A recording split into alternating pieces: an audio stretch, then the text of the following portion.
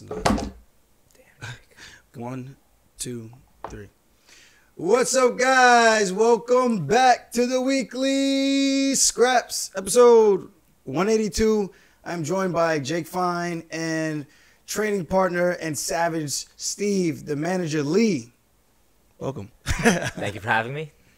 I'm not a savage. We're back in action, boys.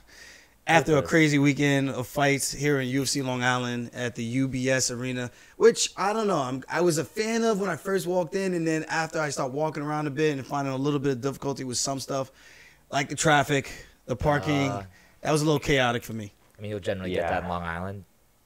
The traffic sucked. Yeah. That was How was the event, though? terrible. The event was good. They did have the hospitality room. This is my one critique. I'm sorry, guys. In comparison to the Vegas T-Mobile, whereas there's an elevator you could take that takes you right up to the hospitality room, and you're just right there ready to mingle with the fans. And the bathrooms are in there. With this, they didn't have that. We actually had to walk out to the general population, and it got crazy. And I loved it. Don't get me wrong. I loved it. Thank you guys for the love. But it was just crazy that we had to walk out there, and I had the belt, so it was even crazier. So as soon as I walked out through the curtains, we were getting attacked. And the hospitality room wasn't much to speak of. Wow. Yeah. I don't think that couldn't have been the same type of room that the ones in Vegas. I would think they have a better room. The UFC just didn't get that room. Nah, I mean, it's their event. If they had a better spot, I feel like they would have known better to be like, no, guys, we've done this multiple times. This is where it needs to be. For the common man, I don't agree with any of this, all right? I would have been happy with anything, all right? I don't know what these guys are complaining about right now. Free alcohol, free food. This is what I'm saying. This is what I'm listening to right now. Unbelievable. I'm just saying the room itself, but the functionality was just as good. So fights were really good, though, right? This is crazy what I'm listening to right now. Steve, bro. This is crazy, though. The fights were really good. There we go. Oh, so we got this Georgian wine when we went over to, obviously, Georgia, the country of Georgia, with Marab. And I want to have one of these before I went back to Vegas because I'm officially in fight camp starting today. So yesterday was like my last hoorah. Maybe not, but but yes, it is. Wink, wink. Oh! So it's the start of training camp. I had 2 days of drinking, which was Friday. We went out with Oscar from the Mac Life, and I think Nolan came down from the MMA Junkie. We did some sit-down interviews inside the bar. Yeah. Well, they don't know.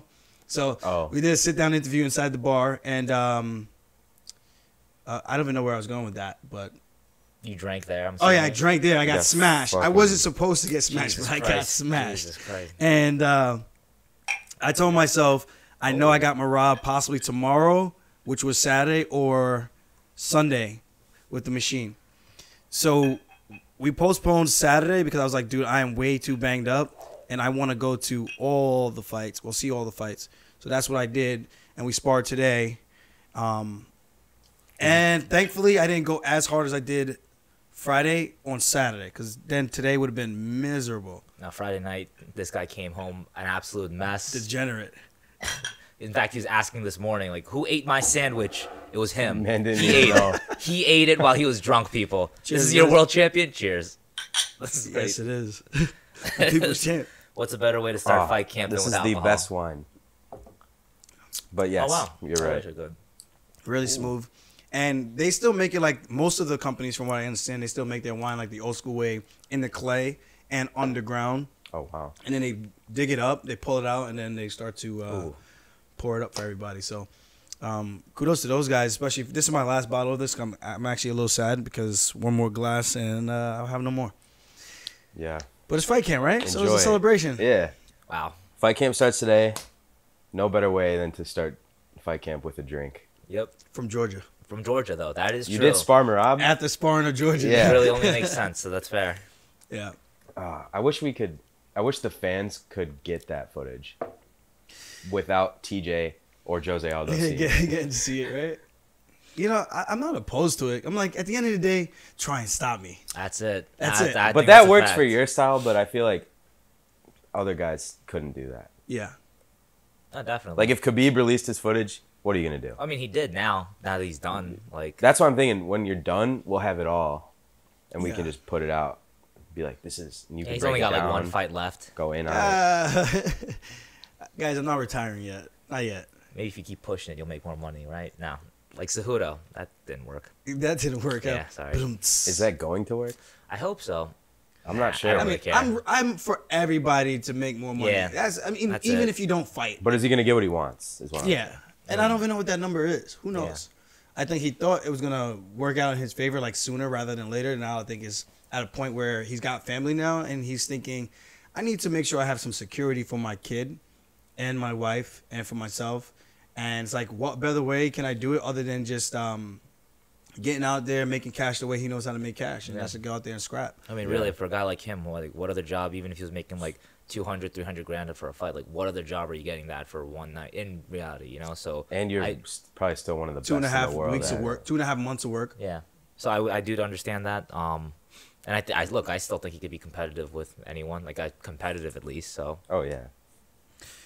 are you on your phone? on Maybe your not own podcast? anyone. Yeah, they're fixing the mat in the garage. Oh. So I want to All make right, sure. so as long as we're all allowed to go on our phones for like a Yeah. couple seconds. All right, Jake, keep talking. Well, yeah. So we went to the fights in Long Island. A couple of my fans said on TikTok they saw me on camera. I actually thought that was so cute. Oh yeah. No, so some of my TikTok fans. TikTok 'Cause fans, Jesus Christ. I have actual fans, Steve. That's awesome, Jake. Why are you so mad? Why do you sound mad? Oh my God. What's wrong? No, it's No, fine. let's It's fine. air it out now, Steve. No. I just think TikTok is a joke, everyone. I think if you're a grown man on TikTok, it's fine. Just do what you do. No, that's Would fine. you qualify me as a grown man? You look like a grown man. But lots of grown men make money on TikTok. No, Steve. I agree. We made different world. $160 this month on Jesus TikTok. Christ, don't air that out. Which is not. That's not. I mean, no, it's not pretty bad. solid. That's 16 with inflation. That's like 10 Chipotles. This man said with inflation. That's how I measure things. How many Chipotles can I get with this? That's not a bad unit of measurement, Jake. Wait. What is the goal of this podcast? What are we talking about? I'm gonna measure the measurement of the goal of the measurement. What? We're gonna go over the fights. This man's been drinking again today too, by the way, so that's 3 days in a row. Listen, it's an official start of the training camp. This guy is ridiculous. Bro, but to be fair, he's been training basically since the fight ended. I believe it. Yeah, Like right away, basically. I gave myself a time frame which was like the end of, well, not even the end of June, like the beginning of June, when I like just kind of started training again, when I was helping Dennis and Marab for their fights, and even just jumping into class time and time again. But for the most part, I was a little banged up, so I had to take some time off to let those small little tedious injuries heal up, like the cut on my foot, the split things underneath like my that. toe, Nah, I got it. my shoulder. My bicep tendon is still jacked, which makes no sense to me, but it's like when it warms up and I do it properly, then I'm good to go. But that's like one crazy freak day away from like throwing a punch and it pops the same way this one did. Yeah. So I'm just hoping, knock on wood, this is probably not helping, but Now don't listen to him, folks. He feels 110%. hydrate yourself. Yeah. What That would else? suck if that thing blew up. Jesus Christ, Jake. Yeah. Come on, man. Yeah, so hopefully not. I'm so over surgeries. Like even though we're about to get into the fights, when Ortega did that interview post fight and he was talking about the surgery and hoping that he didn't need to go under the knife again, I was just like, bro, I felt that. I know exactly what that feels like emotionally, mentally, and spiritually. Like it breaks you to the point where it's like you got to suck it up eventually. You got to do what you got to do. Yeah. But then when it's like one after the other, and at this point in both of our careers, especially for him, like that pivotal moment where it's now you're like, bro, I'm that much further away from getting another shot at the title, especially if Volkanovski goes up. You know what I mean? So that's a tough pill for him to swallow, and I can only imagine what that feels like from my experiences. Yeah. And it's a dark place that you go to, man, because especially with the shoulder took a while, and I got that done when I was 20, what was that, 22? Oh, wow. So I was young? 10 years ago. Yeah, so I was able to recover pretty quickly. 2013, I got it done. But he's not 22. Yeah, not anymore. No. You know, so. And again, like we saw him because the fights were in Long Island. We saw him throughout the week. Like, that's not an easy cut for him by any means either. Like, you see him, like, he is struggling. So You like, can totally tell he's no, like, suffering. like mentally, like cuts. having to go through that. You know, like you Why have to you- do that what? terrible weight club. Yeah. No, I mean- I got a picture with Henry Gracie. Just wanted to put that out. oh, did you really? Yeah. Oh, wow, I told him I like his breakdowns. Oh my god. I wish they still did it again. Yeah. I have missed that on those. video. I'll put Yeah. that in. if I remember. But that No, was, that's mentally gotta be I just didn't want to draining. forget that. Oh my I god. want to put those bragging rights out there. I took a picture with Henner. Yeah, this guy. That's Aljo. People are like proud to take pictures with him now. This is crazy. Didn't he come up to you? Oh wow. I don't know. I'll feel check like the tape. That's it. Either Jake. way, I was going up to him, even if he didn't. If he did, I was going up to him anyway. So, That's pretty cool though. yeah, very respectable guy. Especially his game. I feel like Brian's game for jiu-jitsu is so tight, and for fighting, it's really, really for a guy who has like no real wrestling. When he got that body lock, man, I was like, oh, he's getting Yair down. Yeah, I thought so too. But And then Yair, he didn't really know what to do. that's what it looked like, unfortunately. I but was that's the so thing. saddened He by has no that. real wrestling game to speak of. Like, Yeah. no, even all of his submissions, they come off of like crazy scrambles, or he gets hurt on the feet, or someone gets hurt on the feet, and it creates like a jiu-jitsu scramble. There's no like actual like threat of the takedown necessarily with him, which kind of really limits his game. Yeah, I think Luke Thomas put out like a tweet about that and saying like he's unable to create the grappling circumstances that he needs more than he is more like reacting to it, like you're saying. Most of his fights and those finishes have come by reactive takedowns, except for the Cub Swanson one. I feel like he kind of snapped him down and jumped Like, on his head. Yeah, exactly. So that was a little offensive. That was more wrestling based than all his other submission wins. But for the most part, there's no like leg attacks. There's no crisp upper body attack that he can be like, yo, this is my go-to move. And I always said, like, if he adds that to his game, he would be unstoppable because his chin is granite. Yeah. Because Yair hit him with some shit. Volk hit him with some shit. Holloway. And Holloway hit him with a lot of shit. And that guy was not going away, you know? So No one's gonna deny his toughness. It just does suck that like his game is awesome. Clearly, he's an exciting fighter, but it's just like still a very very gaping missing part of his game right now. shout out G Fuel. My question is, like, as someone who doesn't train, is it that hard to, like, could he have added solid wrestling by now?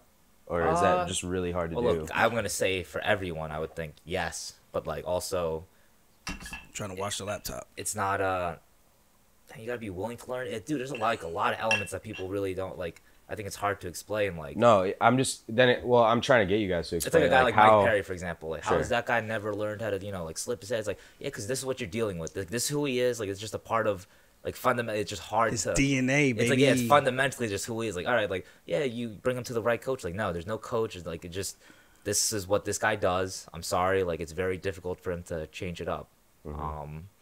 That's why, like, certain guys you can't, like, especially, like, with coaches, like, oh, they credit this guy for doing all this stuff. But it's like, all right, no, like, he just was a very small portion of it, and the guy would have done the same thing regardless, or maybe like a small difference in it. But I feel it's hard to teach an old dog new tricks. Yeah. And not saying Ortega is old. I'm just talking in general. I think it's hard to teach people new things, new skills. Because once you're kind of stuck in your ways, it's really hard to break those habits. Absolutely. Because you got to consciously make that decision and block out the things that you were more prone to doing because you just feel like it's just instinctual at that point because it's so ingrained in you. Like you have to, like even when you're sparring and you know the things you want to work on, like someone has to, for me, I always try to tell guys to like give me the cues to remind me so I keep in mind what the things are that I want to work on to try to get them as close to a habit that I can make it in such a short amount of time. Because realistically, to develop a habit in like 4 months for a brand new fighter is not the easiest thing to do. no, absolutely. Because you got to be like really focused and dedicated to that game plan, those game plans or those techniques to really make it work and to stick. Yeah, no, I mean, at the end of the day, everyone kind of just falls back to what they know best. So, like, if a guy's a brawler, like, you could teach him how to be, like, technical and everything, but if it goes into a brawl, he's brawling, like, there's just certain things I think it's hard to change once it's ingrained in you. Yeah, I guess just, you would think there's such an incentive to learn how to wrestle for that guy. I don't know, I'm just curious why. Well, also, like, look, this is the part that's kind of tough to explain to people, too. Like, you're not dealing with, like, the NFL necessarily where, like, this is the 1% of the 1% in terms of athletic ability, and, like, there's just, like, this weeding out process. Like, you go through high school football, you go through college football. Like, they take that little margin of, like, the best guys in the world to get to the NFL and fight. Sorry. God damn, I'm going to hear the fucking comments again. Sorry. It's like fighting. It's like, oh, who can fight? And if you can raise your hand and you can elect to do it, like, already, like, that's, it's not like many other sports. It feels like less barrier to entry right now because it's so new. Yes. Oh yeah, 100%. That's what I said. When I Yeah. say it, I mean respectfully to like the people who are really, really good. but literally anybody can do this. Yeah. Like literally anyone could just wake up, walk into train, a gym and be like, I want to fight. And you can walk into law, for example, and train with in the Fighters. same room as amazing fighters. Absolutely. Which top is elite mind-blowing. Like, you fighters. can't go to the NFL. Like, you can't be like, you I can't want to walk play into football. the Bears Yeah. training Training center facility, and like, just, I want to run a couple of routes today. like get Now, the look, fuck obviously, outta look, here. still there is like a whole actual like weeding out process. Like, no one's gonna just be like, I want to fight, and be like, all right, yeah, we'll sign you up for a fight tomorrow. Like in a real gym or academy, they're never gonna allow that. But like, no, like there is no other sport where you can just kind of do that, you know. So I think that's why MMA is a little different. Very different. Yeah, but still, it is still really hard. All right, I want to get that point across too. No, but that's why you weed people out, or people get weeded out. Yeah, exactly. Like you give them enough rope to think that they can do something like this, and they legit just hang themselves. All the time. It sucks. It And- actually, no, it's sad to watch. You get to wake up in the canvas, on the canvas, and just stare at the lights. Like, damn, that just happened. Yeah. And I've seen that many and many a times. And you don't want to be the guy that was like, I told you so, but also like, bro, I told you so. You like, should not be sparring when you're just like, I understand you think you can do this, but it's not as easy as it may look on TV. Just like those passes that people drop in big games, and people go, Yeah. how'd I you drop would've- that ball? 100%. I would have caught, like, really? Why aren't you out on that Yeah. ball then? Yeah, it's easy to say that from your couch. Yeah. But it's good. That's why fans For are everything, fans. yeah. So I appreciate the banter with them, because I'm one to always engage anyway. So Yeah. I appreciate that. Like Yeah. the fact that they're that dialed in or in tune with what's going on. It's cool to see them like, It is. give that much of a they're shit. invested. They're actually. Yeah. Well, I will tell you, I always tell this story. Like, there's like an MMA website that I followed for a while, the fight site. They're pretty good. Like, real good breakdowns and all that stuff. No shout outs over here. It's like, nah, I'm sorry joking. about- yeah, no, I'm sorry joking. about I'm fucking around. But no, I they don't were. give a I shit. don't know. But no, they Fight ended site. up being like really cool guys. Like, I was following them, but then they were like kind of disrespectful towards the fighters, and you could tell like respectfully they didn't really train or like compete themselves just by the way they were speaking. Sounds like that guru guy. MMA Yes, guru. I mean that guy's a fucking whatever. I don't even get me started. Nah, about go that. ahead. Come on, what? Go ahead, Steve. Dude, Come not- on. Take a But sip. It's like people do. Not, like, this is what I'm saying. This is the problem with things in general. Like those are the guys who have the time to like say shit like this. Like, bro, like Was sorry, he a DNB? a DNB? Do nothing. Say He nothing. will do nothing. All right, but like no, Ronda like Rousey. and that's what I told the guy. One of the guys actually ended up fighting on a local card though that worked at the fight Sure. site, and I was telling him, look, I love you guys' content. I just don't like how you guys speak. And he's like, dude, this is my first amateur fight. Like, this is the first time I've ever done this. I will never disrespect fighters again. This is the hardest thing. This is one amateur fight. One amateur fight. He's like, this is the hardest thing I've ever done. I'm like, ever. Like, that's actually pretty crazy. But still, it's like, Yeah. I'm never disrespecting fighters again. I'm telling the guys on the site to be more respectful because that's just really, like, once you actually go through it like that, bro, you're like, wow, okay, never mind. This shit sucks. Like, Yeah. Dude. So that's like one of the yeah, that's what I'm just about to say. like when I hired Jake, that was like one of the first things I always said. Like when he would like want to post certain things, I'm like, yo, bro, my main thing is to not be a douchebag to the fighters, because I know what it feels like when you hear that criticism from people that really don't know shit. Yeah. And for me to talk like that, and I do know shit, that's just like, what are you doing? no, you're right. Unless the Yeah. goal is just to get clicks and be a complete asshole and Yeah. get people to tune in. Like, But I can it's give so you value easy without to having to fucking. do that. Mm-hmm. It's so easy to get to that point where you're like talking on social media. You're a fan. Yeah. You think you know what you're talking about. You're getting views, and you just kind of go down that rabbit hole. But once I started seeing it behind the scenes, being in the locker room, seeing all these things, I was like, it changed. I was like, I have way too much respect to think I know what the fuck I'm talking about from not doing this. Like, you just. A lot of these people, if you actually saw what goes on behind the whole machine, you just would be like, I don't know anything. No, in reality, like, And you'd never think one fighter, No. you'd never think one fighter, like, for example, you would never think, oh, this guy has no chance against this guy. yeah, absolutely. Because it's just not real. Well, Like, yeah. none of that, all that's an illusion. that's kind of what I was saying. Just like people don't realize every single fight has a story in itself. Like, you don't know Every what's going single on. one. You don't know what's going on. You're like, oh, this guy's definitely gonna win. Like, are you sure he's not injured? Are you sure he didn't do this? Are you sure his girl's not cheating on? Like, dude, there's like a million factors.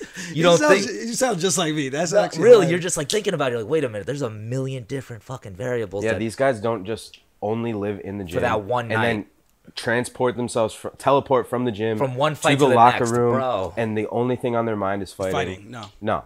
It's like it's just a part of your life. It's It's what you do. And the other side of that, to justify that, is that we don't make as much money as these other sports. So how could we do anything else? We have to do the everyday thing as a simple blue-collar man or woman that works and grinds a 40-hour work week. Some people 60-hour work week, especially here on Long Island. People like hustle and bustle in New York.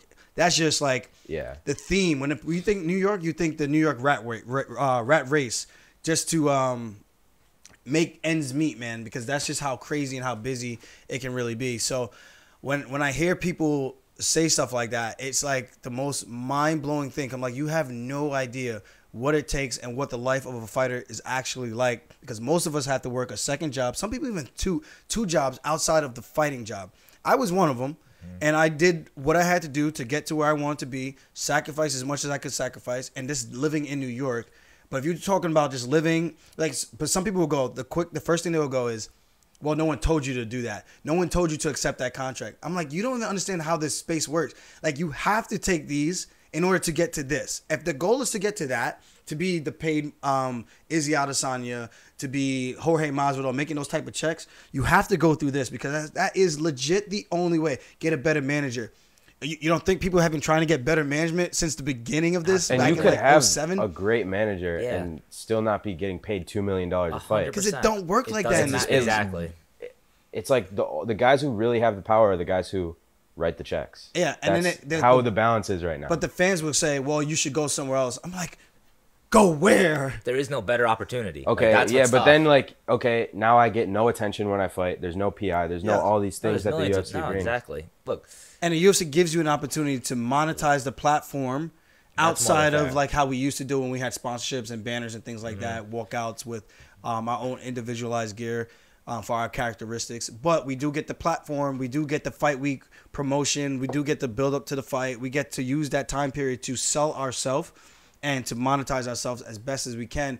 Even though I'm not saying that's right, but you do have that opportunity with the mega platform that they have, and it just depends on how you decide to go about using it, which is not easy for every fighter, because not everyone has the same personality as myself or a Sean O'Malley or Conor McGregor or that funny, witty charisma. Some people just want to be like just training. Yeah, no one. I mean, there are Jim Millers out there, which again, for me, is like one of my favorite fighters, just because, like, dude, this guy, that's a blue collar. He's not doing nothing. He's just fighting. And he's just like, all right, here's my academy. I just live my life, and like, which is awesome. I respect it, but like, yeah, he's not gonna be one of those guys you're gonna see on fucking Instagram, you know, and talking crazy shit to his opponent. They say, like, they assume all you guys do is live, breathe, sleep, train, like, think about fighting. They think of that. They act like that's all you do and should be doing. Yeah, but like, but they also want to be entertained. They also want the crazy walkouts from Izzy. They want the witty trash talk from. No, they want it all. Dude, I don't think they realize how hard entertaining actually is when you have to consider, like, a fight. Like, when you have to train for a fight. Yeah, like, all that shit is extra and could take away from you winning. Yeah, which is really what's the most important. And how many times have I said, I don't mind doing skits and things like that, because I enjoy that. I enjoy film work in like its entirety. I love film work. I love, like, creating content and that type of things.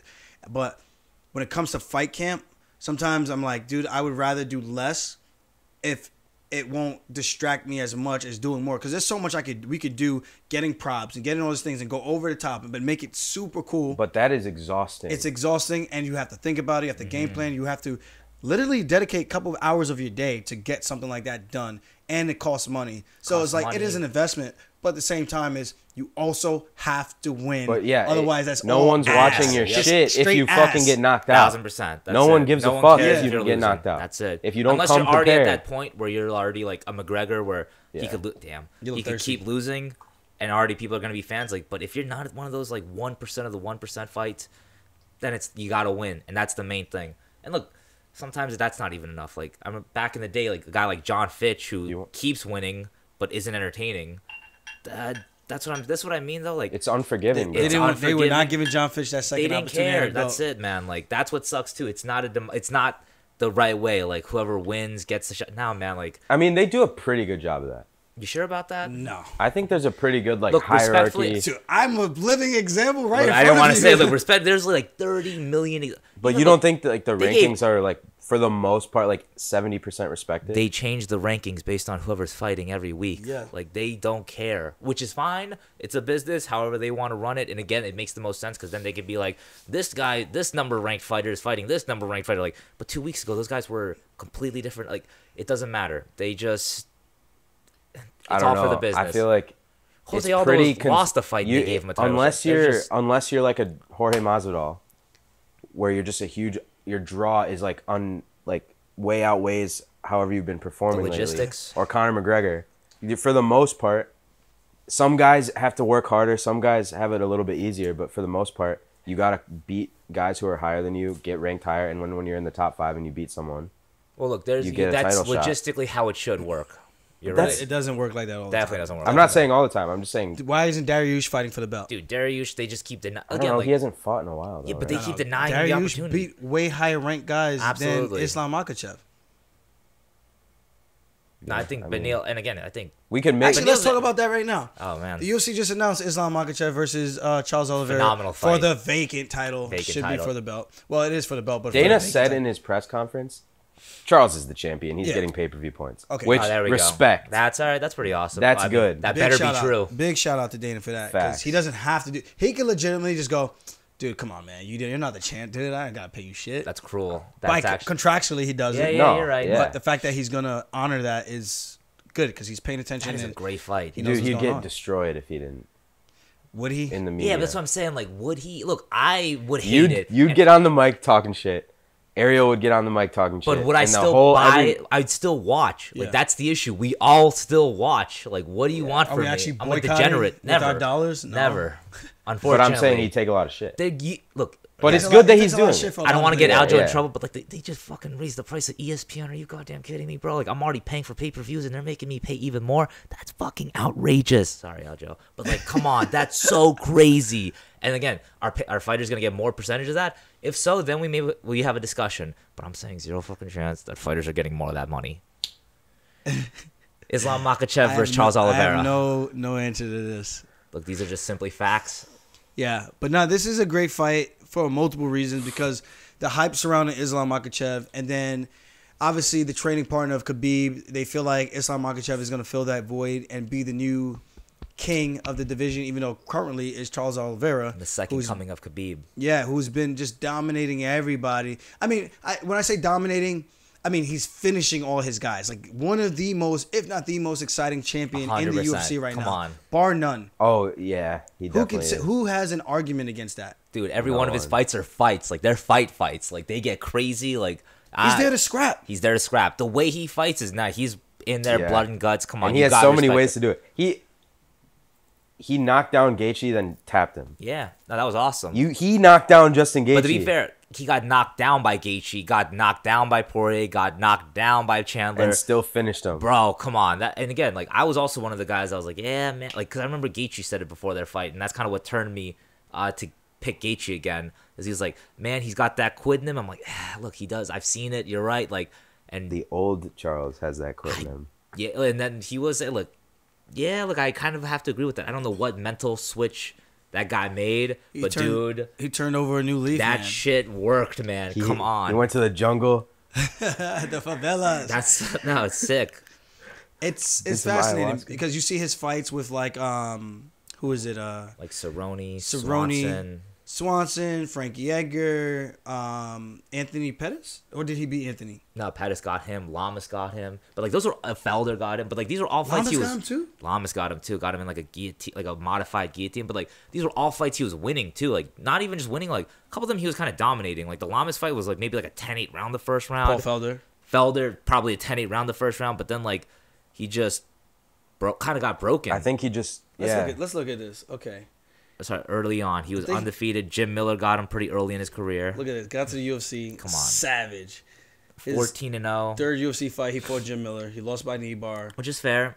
Cerrone in kind of a weird one. Then he tried to go down, fight Swanson. Edgar lost 2 in a row there. Yep. Came back and beat 4 in a row. Yeah. And they were all finishes. Oh, except for Jeremy Stevens. But still respectable wins. Lost to He Holloway had that with weird that neck injury. Yeah, that was Holloway one. Again, funky. That was a Wasn't weird he at one. featherweight, though? That was featherweight.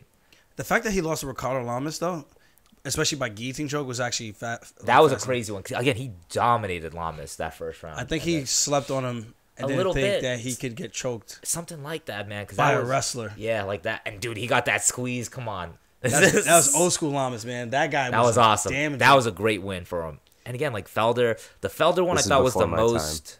Huh? All these are way before my Yeah. time. I'll tell you, as the a UFC Felder fan. one, like it was not recent, but like the most recent.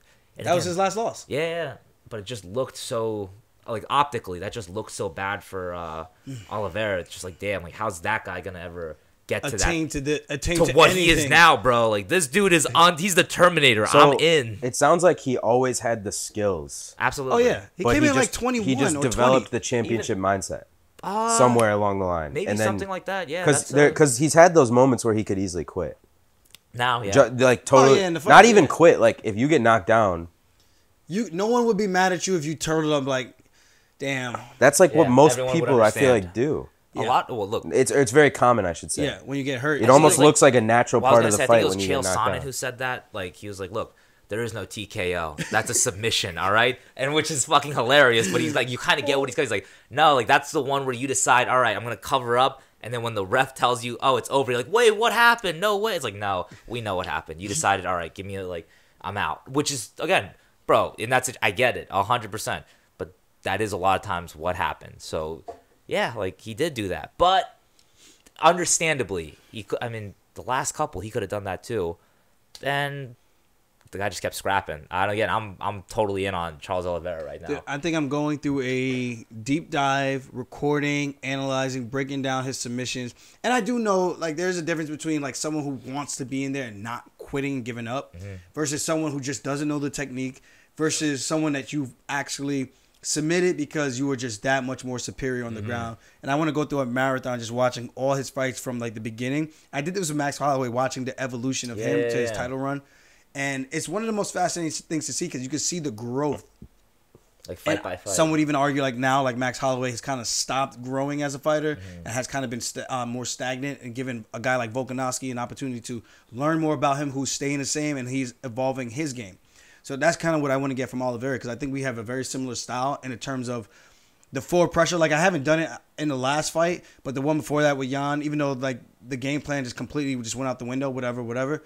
But for the most part, I like to be the aggressive guy because I feel like in the early goings of the fight, that is my best opportunity to submit and put the pressure on people. Because if I can get a hold of somebody in the first round, good funking luck getting out of that. Again, I don't want to curse, so it might sound a little cheesy, but I would rather say that than. No, I'm laughing because the fact that you thought of that in the moment. Yeah. It's impressive. And even in the first round, you're able to get off. I mean, 'cause you guys there's a lot of tools to get damage off too. Like between like in that first Jan fight, the flying knees, the kicks, the elbows, like These guys forgot, bro. No, look, but or they're new fans and they just don't know but yet. that's the best way, right? Like, because they just don't know what they don't know. And then when you get there and you're just like, wow, like, I told you all. Again, like the last one, I told you all. Like, really? Yeah, I think a lot of people were very, very shocked by that.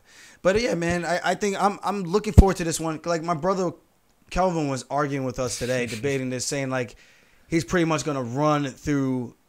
Islam is gonna run through Charles Dubronx. And I go, based on what? Yeah, I feel like also, Islam's the minus 250 favorite. Yes. Which is over crazy. Charles Oliveira. Which is insane to me. That is crazy. I think everyone thinks he's just going to Khabib him. And Charles is and Charles is too weak to do anything about It's it. it's possible. This is what I was trying to explain to Kelvin. But It's possible. even that, based on what? Look, that's the only issue. Look, it's possible. Because you have to remember. I got to rewatch that Kevin Look Lee at the fight. last three Let's guys. Look at the last three guys. Stop, hold up, damn. What's his name? Charles is beat. None of them are top-heavy wrestlers that can look to control and submit. But the last one, But they're all elite. They are all elite. No in doubt. the second best That I agree division. with. Look, I will say this is the counter argument too, though, and this is one I was just thinking of. We got them right here. Who you guys want to see first, Charles or Oliveira? Let's go Charles. Okay, so this is the argument against Charles. Look at all these top guys. Let's What's start he at on? Felder. His last loss was Felder. Okay, Felder. Holy fuck, he's an man. insane win streak. Felder, Guida, Yagos, Miller. Finish. Oh my God. Finish. Round 1, round 2, Lime round Disease 1. Miller, David Tamer, Nick Lentz, Jared Gordon, And this is where it started getting like, all right, this guy's going to be sort of undeniable. The Kevin Lee fight is the one I got to rewatch because I remember Kevin Lee was the favorite in that. And Kevin, it honestly, and I like Kevin. I know him and Al, whatever, but outside of him talking shit to his like opponents, he's not a bad guy. He really isn't. That? No. But watching that fight, I go, the way Oliveira handled him. That was crazy. Was mind-blowing because Kevin is a strong dude. No doubt. Quinton would tell you, yo, this guy has all the tools in the world to become a UFC champion, but Al's words, he's just not that smart. Oh, man. Nah. And that kind of sucks because it's like, he's the only one getting in his own way. He's getting in his own, pretty much. That's what Al says, pretty much. Like, he's legitimately getting in his own way. Yeah. But whatever. The way he handled him, took him down, and just the domination in that fight to a strong wrestler like that. And even on the ground, like on the bottom, he was the one, in my opinion, attacking the whole time. Like, putting Kevin Lee in the uncomfortable positions. Crazy. Yeah, no, very impressive. Extremely impressive. That's why I think that is the one I'd have to rewatch to compare for the Islam fight. But again, dominated Tony Ferguson. Like, Tony Ferguson's gotten beat up now in a couple fights, but those were mostly stand-up fights. But when he did that, that was still... Remember, Kevin Lee was coming off that knockout over Gregor Gillespie. Yeah, he got that big comeback fight. That's why I think a lot of people were picking him. And even then, he just started training with Faraz, and everyone was like, oh, you know, like... changing his life. Yeah, exactly. So everyone was really GSP. on the... That's it. Everyone GSP was on the Kevin Lee train. Yep. Even I was on the Kevin Lee train at that point. But, again, Charles Oliveira just fucking... It looked phenomenal, really. This was like right at the beginning of COVID, I remember. And yeah, no fans. It was in Brazil. Yep. Charles Oliveira, look at this win streak. I mean, Kevin Lee, Tony Ferguson, insane. Michael Chandler, Dustin Poirier, look. Murderer's Row. But this is the counter argument. And again, this is okay. Let's hear it. I would rather fight the lower end of the top 15 than the upper end at this point, just based on like these like the lower end of the top 15 at lightweight, like. You look at those guys are hungry, young guys. What do you mean you'd rather? Like if you're in the lightweight division and you look at some of like Sarukian and so you'd rather you're saying Gamrot, you think they're tougher? You could very much argue they're tough. I would say, okay, you put a guy like Gamrot versus a guy like against a guy like Poirier or against a guy like Gaethje, like those are all super competitive matchups in my opinion. Like I couldn't be like Poirier's gonna dominate an Arman Sarukian or dominate whatever, any of these top 15. Poirier's 33, so you know. This is a good argument, because my question is like, okay, at least Gaethje and Poirier, we like, you know what they're going to do every fight, I feel like. And these other guys... And they're not like super all-around fighters. Oof, well, they never had to be. This wine's kind of getting to me. They were really sending people to the gulags just with their style. Yeah, but then like a guy like Arman is very well-rounded. Can we look at the top 15 of lightweight? Like, I don't even know. Yeah, you can. Just go to UFC.com and then the rankings are there. Look at this guy struggling. This is this alcohol's not good. This is not good for you. You can just pull it up on your phone. Maybe that's probably way easier. Right. I just think with that top 15, I understand that argument, because you could say that about a lot of divisions, that the guys who are breaking into the top 15 are more hungry, but at the same time they have to prove themselves over the veteran. Like even that fight with Ricky Simone. This is what I'm saying. Yeah, like. For Jack Shore to break into that upper echelon, he needed to beat a guy like Ricky Simone, who's been around for a while. And we've seen that with guys like Uriah Faber turning back contenders who were undefeated or undefeated UFC run. And Faber just came off a title shot loss. And then comes down and just starches these young guys. And it's like, wow. Michael McDonald choked his ass out in like, what was it, one round? Very possible. Yeah, you look very, very possible. But I'm saying, like, and that's the young, hungrier guy coming up and being dominated. That's totally fair. The fight game's crazy. That's the part that I think is very difficult for people to understand. Like, I do think any of these guys could beat any of them, though. Like, really, anyone in the top 15 at lightweight, they're all so Connor's good. Like, top 15. Oh, okay. Let me see this. And then some people look at these guys that they're fighting. Just making sure you know. And they're starstruck when they step in there. Ismagulov guy was fucking phenomenal. Sarukian, Gamrot, Dos Anjos. Wait, I want to hear what you're about to say. Chandler. Okay. Well, no, I'm saying like some people are starstruck by the opponents that they're fighting. Like if you're in the top 15, that I agree with. A guy in the top 5, like this is your moment, a big test, big jump up in competition. Whether or not you've been asking for it and the UFC wants to give it to you, or they quote unquote want to see you lose. Because there's so many different ways to that. People say, oh, the UFC gives you harder matchups if you're like asking for too much, or they want to see you lose. And then you hear the UFC say, we can't make you lose.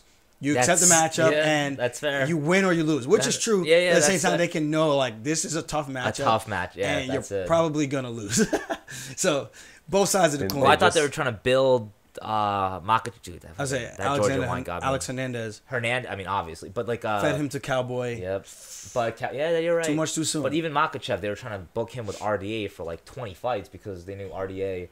Respectfully, the RDA has trouble with good grinding wrestlers that can just push you against the wall, like an Usman, a Colby. But that was also at 170. Oh, that's fair. Both those losses. But I think they were expecting, even Khabib too, but they were kind of expecting. Khabib did kind of throw him around a little bit. But they were expecting, what's his name, Islam to be able to do the same thing. Or Big not. Brother. He didn't throw him around. He did throw him a little bit. A couple times. But, I don't want to make it seem like, he just got ragdolled the whole fight. I think that might be his most impressive win, honestly. Khabib's. Khabib, over RDA. That was impressive. My thing is like none of these guys have faced a jiu-jitsu specialist like Charles. Exactly.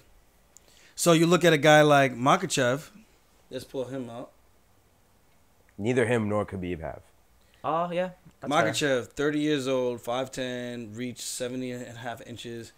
His last win, Bobby Green, short notice, which was like 2 weeks notice. Okay.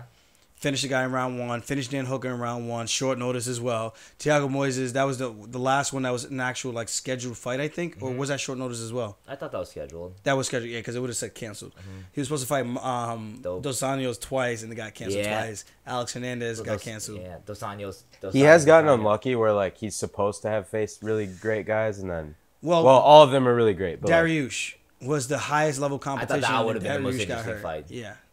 that would have answered so many questions. And we out of there early. All right, we're not getting that. Those are some good wins.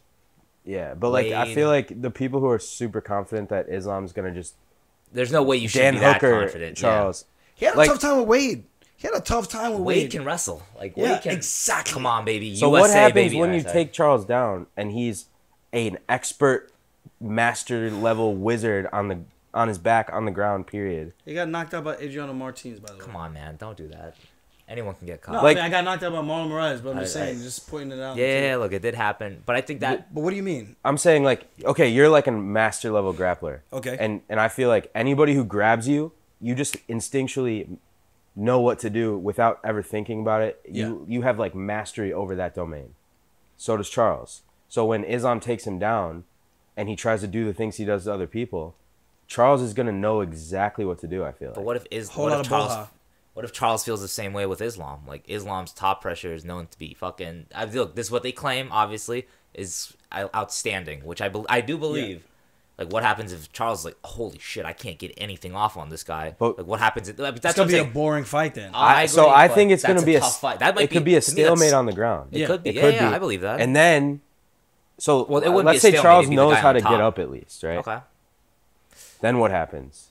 I think Charles has more ways of winning on the feet. He's more dangerous. He's definitely way more willing to go for it. But Islam, look, in his fights, he's never shown to be a bad striker. He looks actually nowadays like very composed, very I think that's the best word, just composed. Like he's definitely watching and aware. The best striker he fought though was Drew Dober. That's true, and he mostly got him down. He grappled his ass right away. No, you're right. He did strike with Moises, but it wasn't.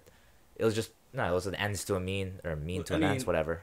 I mean, Moises... No, he's not at that. Oh, look, I agree. No, Moises is good. Don't get me wrong. Yeah. But his specialty is grappling. Yes. But he's small for the weight. Okay, that's fair. I didn't know that. But I think... Do you not see the difference in them when they were in the cage? I just assumed Islam... I mean, I think Islam is a tank, but I'm assuming so is Oliveira. Like, yeah. Oliveira is a giant guy. You did see him for that weight class. Yeah, man, seen him a few times. He's a thick boy. That's fucking awesome. He's tall and he's always in shape. He eats his Wheaties, man. He looks like a rock... I can't wait for this fight, man. This is a great fight. Come on. No, look, Oliveira has the resume. Look, if he wins this, it's a fucking huge win, man. Like that's one of those like you could argue right now that Oliveira all time is one of the best in lightweight. What? I'm just thinking about Kelvin today. Just the nonsense he was. He's saying Bobby Green. He was so impressed that he beat Bobby Green. I was like, bro, but you have no idea what it's like to turn around in 2 weeks after just making weight. And then not training at all other than just making weight again to go fight another guy who's arguably one of the best guys, as fans are saying, on short notice, who's been training for this fight. For a 5-rounder. And ready to go. I will say, I think the Bobby Green and Dan Hooker wins, like, they're very... They should be not over. Asterisk. Asterisk. Huge asterisk. That's a simple way they to put it. both were, look, and again, respectfully, and I hope they... Both those guys got paid. That's it. That was a paycheck fight. And I don't know if they were going in there like, oh, yeah, I'm going to be the guy to take this guy out. The Dan Hooker fight was probably the one in Abu Dhabi. Yeah. I guarantee. Yeah, he definitely made some Abu Dhabi money with that. Bro, he did. He said it. Yeah, they're both. He's like, I got fucking paid. No, that's what I'm talking about. Like, that's already you completely. I almost feel like that was Bobby Green's moment that because he did so many good things to get his money, and he was a company man for a few fights, and then he got. I respect that. Look, he got that opportunity. If that's your payday, that's your payday, man. Like, respect. Again, Bobby Green's been around forever. He deserves a good payday, you know. He beat like Nasrat before that. Yeah, I remember that. Dan? Good decision. Yeah. But then didn't he lose again, Nasrat? Yeah, I'm saying he beat Al, and then he beat Nasrat, Bobby Green. and then he took that fight on short notice against Makhachev. So I hope he got a good payday from that. But like that's what it looked like. Like I'm getting a good Al payday. It's like the whole Dominic Cruz thing versus Henry Cejudo. What I try to explain to people, if you're getting a title shot opportunity on short notice, no one gives a shit because you're making money. That's it. And it's one of those, dude, I could throw caution to the wind, and hopefully I can shock the world in a moment that I have no business winning this fight. 100% it. But I'm going to take it because it's a win-win situation. Like you're already not there for... Unless you get the shit beat You're out just of you. happy to be there. Like really, that's already... Which isn't necessarily a bad thing, but like the other guy's not happy to be... He's there to win. Like that's what's dangerous. And again, like the what's on the line is pretty... Yeah, like... That's it. Who wanted it more, Islam or Bobby Green? I mean, Islam... Like, who do you think really thought about, like, that hard about it? I mean, Islam had to think about that fight for 8 weeks. Not against Bobby, but, like, he has a date set in mind for 8 weeks. Like, Bobby Green's like, 2 weeks and you'll pay me how much? Like, all right, let's get it. Facts. Like, that's it. Like, Facts. if I'm... Look, and I get it. If I'm in Bobby Green's boat, like, I would probably do the same. Like, you're paying me what? Like, 2 weeks? I got nothing to lose. Yeah, let's get it. Like... Of course you take that fight. Of course, but just don't let your arm that's break. the sign. Yeah. But that's the side effect, really. Like, yeah, so that's why when Kelvin was like, yo, he beat Bobby Green. I was like, yo, bro. Bobby Green was hot. He was at the time. He had a couple he was good on a 2-fight win streak. Yeah. For the Allen and they were good fight. wins. Fazia. And before that, he lost to Fazia. And that was a controversial fight, too. Like, close. Fazeev. Whatever, man. Faziev. Potato. They get you guys for that. I know. Whatever. I mean, I don't know. I think this is going to be a good fight. I don't know what you guys think. If you think Islam is going to win this, let us know in the comments. If you think Oliveira is going to win this, let me know in the comments. Maybe put the black belt emoji. Let's do early predictions. Early predictions, man. I feel like I feel Oliveira. And like I said, I like Makhachev, but I'm a big jiu-jitsu guy. And when guys are just looking to wrestle and not do anything, even though Khabib has been known to maul people, to take them down and punish them slowly until they just eventually drown. I think Makhachev is trying to be like that. I'm not saying he can or can't do it. I think he's done a good job of it so far. He looks good on the ground. He's finishing the guys that they put in front of him. Very good control. But this is going to be his first real test in the biggest moment of his life. Yep. The brightest stage. This is a huge opportunity. Now, a 5-round fight, and all the answers, the cameras are going to be on him. He's going to do a ton of interviews. Can he handle that pressure and beat a guy who's a grizzled veteran who's been in the spotlight before multiple times? Do you think he's nervous, though? And then came back. I feel like Islam's not nervous at all. Like, he doesn't have that. Based on what? Yeah, that's I just feel like those guys have that crazy mindset. But I could be... That's how it looks to me. Look, I agree. I understand. And you hear that, like, he looks like he's, like... Look, that's what salivating at the let's be mouth clear. for That's this what I'm fight. sold on. That's why that's what I'm sold on, but that doesn't necessarily mean it's true. Like sometimes the myth is way bigger than the actual person. Like at one point, like even when Silva was dancing on people, you're like, wait a minute, like these guys aren't doing anything though. Like Anderson Silva, sorry, like just the myth becomes so big. Whatever. So when they step in there with him, you're already beaten. And I don't know if Charles Valentina's another perfect example. 100%. Well, the last girl was just like, nah, bro, I'm gonna do my thing. Like, and I thought she looked phenomenal. That was a good one, yeah. I thought she won. Whatever. You gotta beat the champ. Whatever. No, I'm kidding. Yeah, Talia Santos. It was so a really good fight. It's Charles is a plus 200. Islam's a minus 250. That's crazy. Live dog. What are you betting today? Early prediction. Well, I never bet money, but if I were to in a fantasy just bet on just picking, I'm comfortable putting up a sizable amount on Oliveira based on his ground game activity off of his back, on top. When he's on the feet, he's legit the Terminator. He's walking forward, raising his knees, throwing elbows, throwing these long punches that he has, and these head kicks, a whole lot of boha. Like, you have to respect. Like, he's literally dangerous everywhere. Makhachev is just shown to be poised, and he can hit hard, and he's smart and calculated where he times the takedown. But this is different. He has to be able to weather the storm of someone like Oliveira, who's going to be super active off of his back. He's not going to just be there to lay down and hang out. We saw that with Umar Nurmagomedov versus Nate Maness. And Maness did really good for someone that was such an underdog. He was supposed to get steamrolled in the first round. Did not happen. And that goes to show someone like Charles, who's actually seasoned, and everyone rates Umar Nurmagomedov as high as they do. Could be he's going to be the next champion. He's going to follow in the footsteps of his cousin.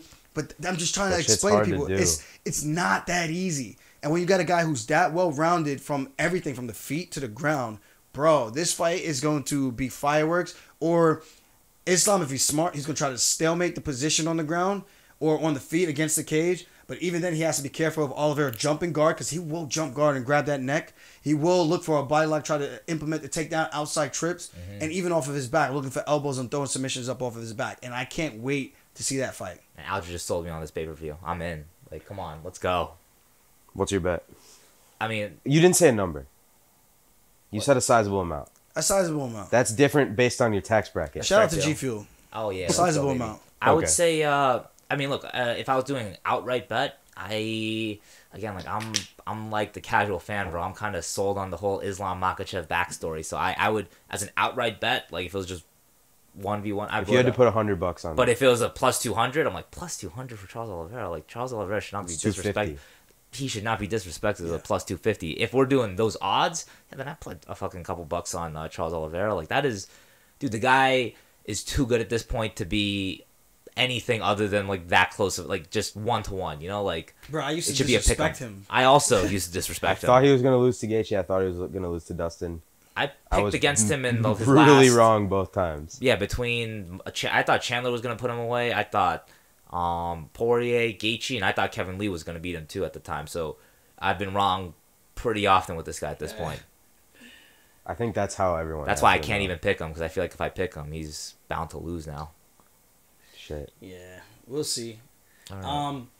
Before we switch off, well, actually, now we're gonna switch off. Let's talk about the UFC Long Island, Yair Rodriguez versus Brian Ortega. I felt like this fight was really shaping up to be a potential fight of the year candidate. The way Yair was taking it to Ortega, and Ortega not backing down and firing back, and then the unfortunate finish at almost towards the very end of the first round, shoulder dislocation. I don't really know what that was. Yeah, that looked rough. If it was just a sublux or something, yeah. Because I saw when he was looked like he was trying to pull his arm out, and then looked like you could see when it goes. Yeah, that's what it looked like. But then it looked like maybe it went right back in. Like I've had the same issues with my shoulder. It sucks, but like it sucks for like that that minute or so, and then you're just like, oh wait, I guess it's back to normal. I guess so, but like I still wouldn't want to fight a dude right after. You know, like I've never been tased, but it almost feels like if tasing was a thing, at least from my experience when my shoulder would come out, that it would pop out quick, and then you just like quickly paralyzed, like yeah, exactly, like exactly. I wouldn't. Okay, and then you got to fight Yair Rodriguez after that. That's a shitty feeling, I would think. Yeah, especially when a lot of your game is like squeezing, those isometric holds, and it sucks. That looked like it was shaping up to be a good fight, but Yair's kicks, man. Dude, that guy's look. Even this is why I loved Max Holloway's fight against him, because like it forced Holloway to do MMA. Like he couldn't just box with he had to do everything, which I think is kind of awesome. Like. Dude, there's an argument that Yair even won that fight. Can you can make that argument. I wouldn't, because I'm too much of a Holloway fan, but I understand the argument. Like, I just think it's what Yair does on the feet is fucking dangerous, man. Like the guy, he's willing to put himself in harm's way to do some damage. But Rodriguez versus Volkanovski, that's phenomenal. I think Volkanovski at this point. Take my money, man. Volkanovski. I would watch that all day. 100%. Yair can do some damage, man, but. Volkanovski does show he's good. Yeah. Well, I feel like Volk could just not get hit if he doesn't want to. His defense is phenomenal. But bro, he didn't get hit by Max that much. Yeah, but he also fought a boxer. Max. Yair is a different game completely, so it should make it interesting, but like... Do you think Ortega was going to be that close with Volkanovski?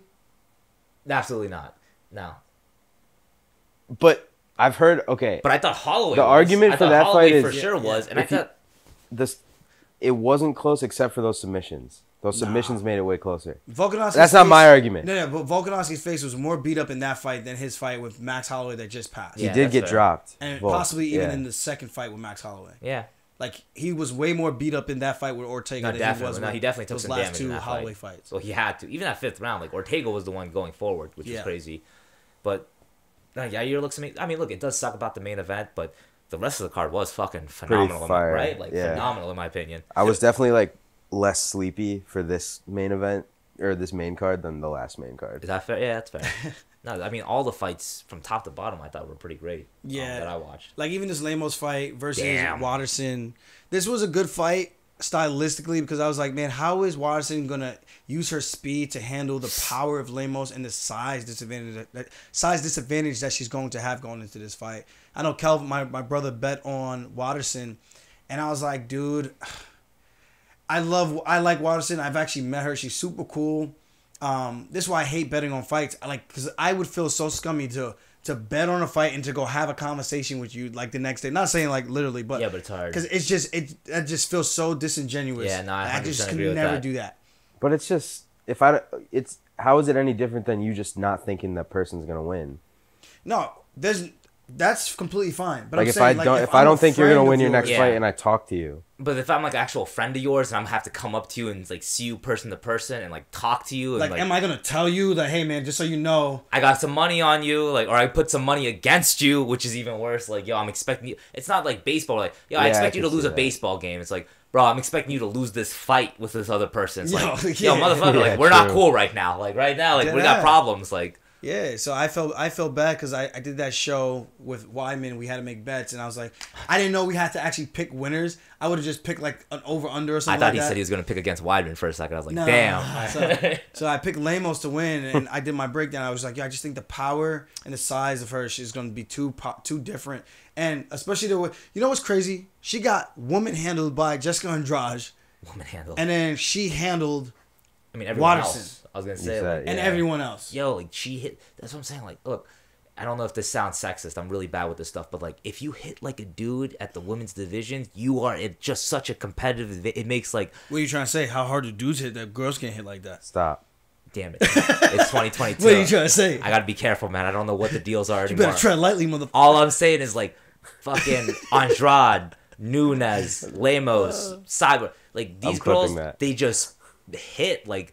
And respectfully, like Andrade doesn't even hit like the cleanest, but like these other girls swings like a Mack truck. And you think any of the girls do steroids?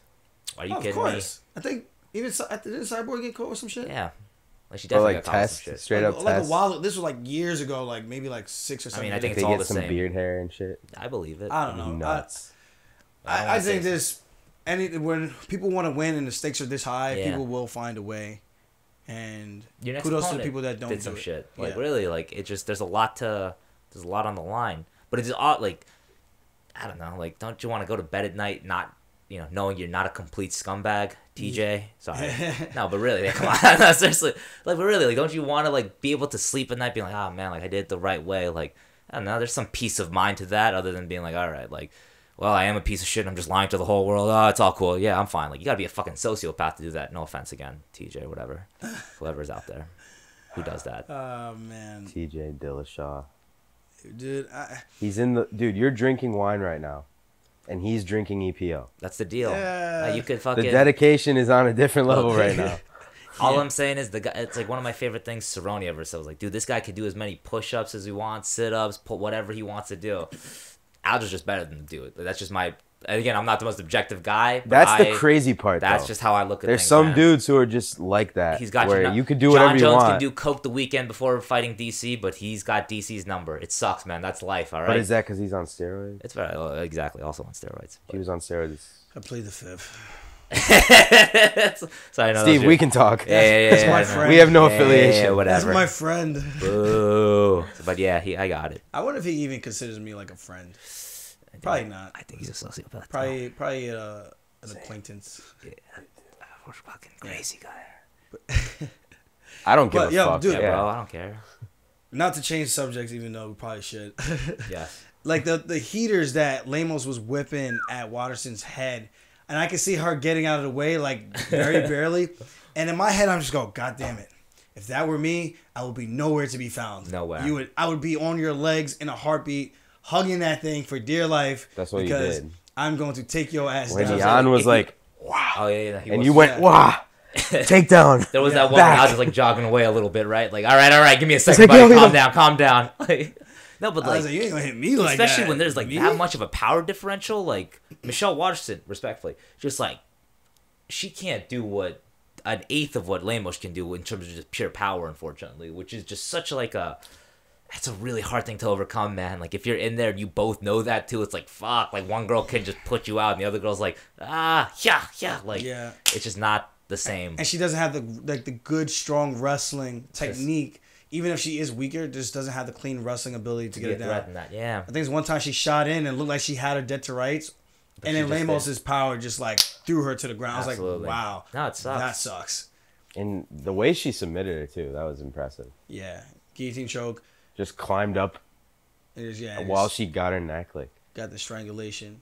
That's crazy. This fight with Jingliang Li versus Savage Muslim Salikov. Salikov was looking like a man on fire. I didn't think he was going to lose. Yeah, Salikov's dangerous. I thought it would be close, but then, because I know the resolve and the resiliency of Li, but the way Salikov was throwing those strikes, I was like, man, this guy is like just too on point right now. And was just missing those wheel kicks by a slight margin. And even some of them that were being blocked, I was like, dude, I don't know. This guy's like one spitting wheel kick away from getting a highlight reel knockout. I thought Li Jingliang looked really, again, just well schooled. He didn't do anything too crazy. Just like good jabs to the body, good like right hand off of it. I don't know, nothing. I think the finishing sequence, he like slipped and. Dude, there's like that last minute. Right hand, yeah, no. Up until those like last few knockdowns. It was like he was losing the fight, and then he just found it. Like, he just found like the But he never went too crazy. I just thought a good overall performance, not amazing, but like good overall performance by Li Jingliang, and I think he's always just gonna be one of those guys. It's like you're never gonna be able to have an easy night with unless you're fucking Khamzat Chimaev apparently. But like for the most part, you're never gonna just be able to have an easy night with a guy like that guy. He is he's good. Even Salikov took him down, and I'm like, this is just not the same. Nah. Like Chimaev is just on a different that's level. What's terrifying. Burns like, how good is this guy? Level. Yeah. Super impressive, man. And I was really happy for him, man. I'm glad he got the win. Yeah. But at the same time, I have met Salikov a couple times in person, but I don't know how to read his demeanor. I'm like, I don't know if this guy likes me. Maybe he's like, I just think that's how part of Mother Russia, and he's like, fuck Sterling. Damn. Go Peter Yan. Well, he's from Dagestan. Right? No, I know. Is he? No, I know. But I'm just saying, I just can't read him because he's just so like. I think that's. Dead face. Respectfully, again, I just think that's how they are. He is from Dagestan. Except for Sadiq. Sadiq, I miss you, buddy. Sidiev, he's a lot more different from all the other. He was our Dagestani. Yeah, he was our Dagestani guy. The missing Dagestani, the happiest Dagestani I've ever met. Very different, but he's our boy. Funny. Out. Doom. I feel Doom. Now he's a good dude. Oh man, this next fight. He had a crazy trip. I don't even know if we should even discuss that. Yeah. But he's a good dude. I like that guy a lot. He's training down at American Top Team. Just won his last fight. Yeah, that's why I just don't know how to read him. But he's a nice guy. He says hello. All sometimes we shake hands. Sometimes, but I've not hung out, but I've talked to Lee multiple times, and he's always super nice and more outgoing. And for me to see him win was I felt happy for him. Yeah, of course. You know, obviously you don't want to see someone that you know lose, but I mean I don't really know Salikov like that. And you seem more close to Li Jingliang. Yeah. Plus, that's when it gets weird. He's one of us. Yeah, and he kind of needed that win. Yeah, 100%. Especially after that loss. Yeah, you need something like that. Yeah. Someone picked you up and just hugged you, held you in midair while he was talking to their boss and discussing the fine details, and then slams you down and chokes you out. Discussing the fine details. And they used that to promote the whole Khamzat fight. I'll tell you, I don't really think I could recover from that. That's and then he knocked the motherfucker out, bro. So just imagine him seeing everybody. And people seeing Lee, and he's just the guy that lost to Chimaev. Got thrown around. That's like his like. I don't have that in me. Yeah. That's kind of how a lot of people probably know Li Jingliang. A lot of people know me from getting kneed in the head. I'm like, you think that's a good moniker I want to have? You think that's something I want to be remembered by? Remember, that's it. We're changing the narrative. Which again is crazy, man. This sport is fucking brutal. Like Marlon, huge fan of Marlon too. Like retires, and look at this guy. I'm still here, baby. Come on, baby. That's how we do it. Top gun. Crazy. See you at the top. As soon as Mariah retires, now you feel confident. I'll just like give everyone a suck it sign. Yeah. Now that he's out of the way, I'm home free. Quick. Come on, we gotta talk about this next fight, right? Oh yeah, of course. Mashinal versus Shooter Majari. Some shit. What'd you say? Suma Madari. Wait, Jake. Roast the fuck out of him. Wait, Jake. How do you pronounce that? You say it then. Oh, you don't know? Yeah, either? he's reading. Wait, no, I gotta read. Sumu Dirji. Wow. So Matt Schnell. But I don't sit here and try. Yeah, to be fair, I kept saying the Chinese-looking guy. Is that the Chinese flag? I hope not. Yeah, it is. So Matt Schnell versus the Chinese guy, and it's okay because I can say that. So Sumajari. You know. I gotta chill. Yeah. Yeah. So I mean, dude, that fight was fucking insane. Come on, are you kidding me? I mean, from the first round, like both guys kind of feeling each other out, but Snell being the aggressor and having some successful that kicks. fight. Oh, this guy. Even like, Well, Bro. the fight could there be? dude, No, there was a couple. There were a couple fights. bangers. You're right, but I Like thought who- just Jourdain Burgos is probably what you're thinking. But Yeah, that's next. But Schnell, look, I was just talking about with Longo at the gym. Like, I think Schnell, I always thought like technically he had everything. It's just what it seemed like to me. Like he looked fine everywhere, but I'm like, what the hell? Like this guy just cannot on the night do what he does. I don't know, just perform, I guess. Yeah. And this fight, I think it was like one of those like, dude, you have no other option. Like you're back, like you're literally rocked. You have to do what you got. Like no bet, and he showed up like. Dude, I was screaming, reset. Bro, Bro, it just felt like he didn't know. Like he just didn't know how to handle what was happening. No, I think he just got into an egotistical stature in mind and was just like, I'm just gonna go forward and whatever happens, happens. it. Yeah, 100%.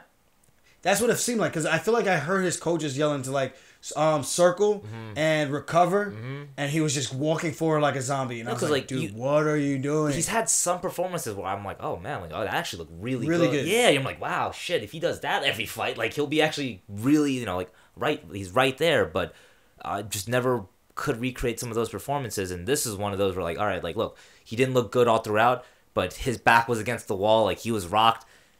Yeah, he showed up. He did what he had to do, which I think is phenomenal. He has a very aggressive style, just going forward. He has that mean mug on, straight from Louisiana, turning the head, throwing his punches. But then sometimes he gets his shit clapped. This is He got The way clapped. you just said that, bro. Yo, sometimes he gets his shit clapped. That's it. Stop. Those are just facts, Jake. What do you want? 100%. He got You clapped. might as well Bro, say I this. gotta- Sometimes the dude gets his cheeks clapped. Yeah. No, come on now. Don't Hey, say hey, that. careful there. But that's how it sounded. Hey, all right. He got clapped a couple of times. Stop. I And gotta pee so bad. And then when he got clapped, he did the right thing and recovered. And no, actually, I lied. What? Well, he No. kind of He just bit down on the mouthpiece and said, "We're going for it, bro." You're goddamn right, That's baby. pretty much- That's how we but do it on Long Island. How do you think the other guy feels? Like, Something in the water, bro. Long Island water. Dude, these fights were Oh, phenomenal. that guy had to feel like shit. He had a big ass gash over his head. Also, After and looking you were pretty the whole you were fight. winning. this you were time, this dominating. many times. Nah, I'd be tight. He was probably thinking it so many times, like, "Oh, this is gotta be the one." I got him now. Yeah. Oh no, this has to be the one. He stumbles. That might even be worse. You're just like, fuck, like I have him. Wait, oh no, now I have him. Oh, this is the one right here. And then this motherfucker gets you at the end and you're falling asleep on his leg. Dude, that's a tough night in the office. And he had his elbow hyperextended. That looked I'm like, dude, crazy. You just like did three different things between the elbows, the triangle The choke, sleeve. and the straight arm bar. That was Impressive. That was a messed up position to No, be. that was tough. Deadly. And like, nah, Painful. Good, yeah, good thing. I mean, they called it. They Hurtful. called it. Yeah, Jesus. Sucks. Phenomenal fight. Fight was sick. Fight was sick. I have your whole Both reaction those guys to, like- deserve millions of dollars for that. Sorry. Yeah, nah, facts. You said you had the what? I have the whole last 3 minutes Yeah. The reaction. just going back and forth from recording the octagon to you. Oh shit. Yeah. Like anytime something crazy would happen, I'd go to you and you'd be like, you and Marab. do the Joe Rogan face. Oh my god. Oh Molly. Jesus. Oh, He Molly. Oh! Holds their chest. Yes. He does the Oh! nostrils flared. And I was gonna say, even the Charles Jourdain versus Shane Burgos fight was really, That was a really banger. good. Even that one. From a technical standpoint, Burgos summoned his inner backpack skills. Damian Maia, myself, and Charles Dubronx would be extremely proud. I was proud. I felt like a proud dad moment. I think there might have even been a tear that shed from my left eyeball. And I Now, had would to you wipe say it. that's a 10-8 round? It was your right eyeball. Which round though? First or the second? Second. Because I feel like the first he got out, and then he started kind of like. But the second round, Punching him up how a long little did bit. Burgos have Jourdain? I thought he Most had of the round. right. Like I thought Yeah. he had, but then Like that third way round, more would than you say that's a 10-8 round? 50% of the round. Yeah. Huh? But that third round, what would you consider that? Like I'm like, you could argue that there could have been a decision for both those rounds to be 10-8. Yeah. For both guys, respectively. Dude, again, like, the volume on Jourdain, that third round was fucking insane. Like, I thought he was... Dude, he looked terrified in the first round. Yeah, but that like third... At least in his eyes. No, I agree with you. you. Bro, this guy looks like he's You know what's funny? alert. We were at the local fights, because we had some local fights the same day for some reason, as the UFC fights. Huh? And... Well, not you guys. Sorry, I was. And I was watching the UFC fights on the side, too. And as Jourdain's walking, I'm like, dude, he looks nervous. Like, that's, like, the first thing I said before one of our guys went out. I'm like, he looks kind of nervous in this. And then I didn't think he was looking too good that first, but kind of as the fight went on, it just looked like he was getting more confident. And realized, like, I think by the end, he was just like, bro, I got to go for it. And it looked fucking awesome. I mean, he sat in there and just threw it. And by the end, had Burgos walking backwards. I just thought... Fucking from the beginning to the end of the fight, awesome. Just absolute banger. Yeah, backing up, covering up. Crazy. You don't see Burgos doing that like that often. No, he gave Burgos the fight that he wanted. Which is crazy. And then Burgos did not want that fight. By the end, insane, right? He got over it. Being that he was the only New Yorker, we needed him to win. Yeah. I think actually Grant Dawson, not Dawson, the other Grant guy was also from like Brooklyn or some shit like that. Okay. But he moved to like AKA or something, I think. But either way, I think Burgos kind of got lucky. Let me not say lucky. It was close. He was smart enough in that third round towards the last minute to tie him up finally and get the back and steal something where he can make the argument that this is not a 10-8 round. Absolutely. Because if he continued to pound on him like that, there's an argument that the ref could have potentially stopped in the fight if he continued that volume, or he could have finished the fight. Or you could argue that was 100% a 10-8 because round. It was just so one-sided. Yeah, There's very no one-sided. activity from the other side. To me, that's almost a 10. Like, that should be a 10-8 round. Like, if one guy's doing everything and the other guy does nothing for a round, like, how can you argue otherwise, you know? Yeah, especially if you're grappling. Yeah, that's fair. Yeah. Either way, whatever. Because they say it's if you control the opponent. Yeah, like, you got for again, the if you got vast guys majority of the back round. for for a whole round, like Duration damage, and what's the other one? duration damage, Control. I don't know. Yeah, potato. Whatever. Yeah, so that was a really fun fight, and he got a really big pop and reception from the crowd, which was cool as hell to see. Burgos. Yeah. Yeah. We're not gonna run through all these. Yeah. Let's do a couple of notables. Lauren Murphy, she had a great fight, which I thought Tate was gonna win, going down, being the bigger person finally. But Murphy had the speed advantage, and Tate just feels like watching from the outside, looking in. We sat next to her dad too, and her family, her kids, her daughter, her son, and Jesus. It's just like that's always so tough. That's especially if they lose. Come on, man, I can't hear that. Not cool. Nah. Not fun to like be a part of. And a good thing the kids don't really understand what's exactly going on. Yeah, that was a tough fight. I felt like her takedown game has like kind of waned a little bit. Like wrestling's the way hard, bro. Like. But I feel like back in the day, she was a lot more aggressive. What was that her cleaner game? With her takedowns? Just wrestling. Yeah, she was good on the ground. No, she was definitely. I thought she was definitely. I mean, look. Strike force. I feel like she was beating everyone. No, I thought she was definitely more like persistent with the takedowns back in the day. But like, I don't know about technically that much better. I just thought maybe the competition's gotten better. That's a fair point too. And again, I just think like the game's kind of evolved. Like, respectfully, Misha's been out for. She was out for years, like, to try and come back, like, while these other... To me, that's almost disrespectful, thinking, like, all right, man, like, I've been out for, like, 2-3 years, I'm just gonna come back and dominate the game again. It's like, dude, you better have been so much fucking better than everyone that you can do that. Otherwise, like, these motherfuckers have been working for literal years, and you just expect... And you had to be living like a freaking... Yeah, it must have been nice. Monk. Again, like nothing... Like, you can't, like... regress your health and stuff. Yeah, and then you expect to come back and be a better version of yourself at an older age. I think that's so rare and like so difficult to do that. I think at that age, has anyone ever done that? Oh yeah, like some people like GSP did technically do that. Like, but he got beaten up a little bit in that first, in that Bisping fight. Well, he was always training. I thought. Yeah, no, that's he fair wasn't too. like That's totally fair. Training exactly. And it is training. Yeah, exactly. Well, he kind of said it show? Too. Well, like, it showed that he definitely wasn't just on the couch for 3 or whatever, how many years he was off for, which is, again, I think the only way you could do it. I don't know if Misha was doing that, I remember... Yeah. And he trained with Bisping, too. Oh, that's crazy, too. Exactly. So you have to get better to go up a weight class. Even in other sports, like, think about, like, a guy like Michael Jordan. It's just the opportunity to become a double champ. Yeah. But you can't be getting worse no, or staying the same. By staying the same. But how would you know unless you're getting in there? I'm asking. No, well, that's what I'm saying. He fought Bisping, a guy he knows, And I think stylistically, he was a good matchup for Bisping. I think he understood that too. And again, like at least to GSP's credit, he was still training that whole time. Yeah. Like so that at least is something like. If it was Rockhold or Weidman, I don't think way 0%. If that was like Rockhold, Yoel, or he doesn't come back. No shot. Respectfully, again, I'm a biggest GSP fan, by the way. But again, like in any other sport, like a guy like Floyd too, he kind of says the same things. Like, but he says it in the opposite way. He's like, "Bro, I'm that good. I can take that time off, and I can still come back and beat everyone." Said that. No, Floyd. In boxing, in the sense, but he's like, I'm that much better. Like, I can take this time off. I can eat cheap. I can do this and that, and I'll still beat these guys. And he does. So that's why you can't deny him. But like, it's so difficult to do that. And like, I just unfortunately, Miesha Tate's not. She wasn't that much ahead of everyone else at the time. You know, to be able to take years off and then come back at a lower weight class. I just think. How many title wins did she have? Title wins in the UFC 0. No, she beat Holly. Sorry, Holly. Yeah. So just one. Yeah. Okay. Yeah. And again, she lost to Amanda Nunes right after. But again, even the Holly fight, like she was down 4 rounds, which almost is more impressive that she was dominated for 4 rounds and then took the back and just got the choke in the last one. But scummed her for a takedown.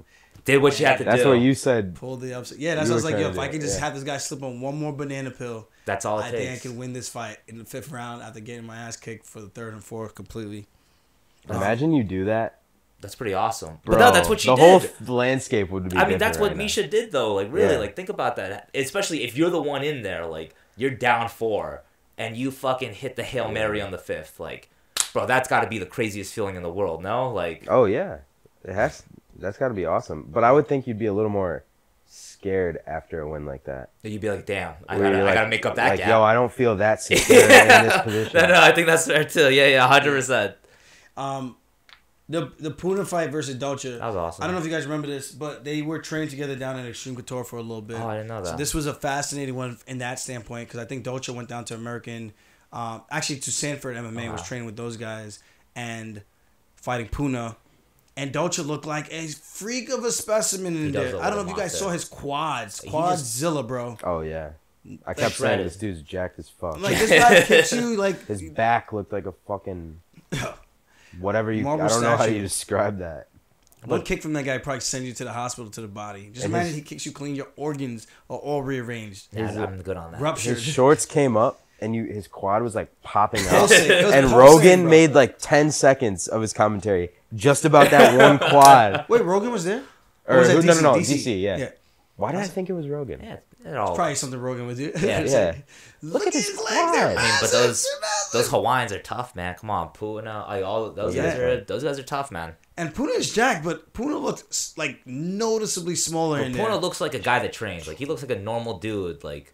Happiest guy. Yeah. Happiest guy in the Dolce looks like, yo, I would not want to fuck with that guy ever. Like, that's a completely different kind of human being. Eric in the corner, like, told him to do exactly that.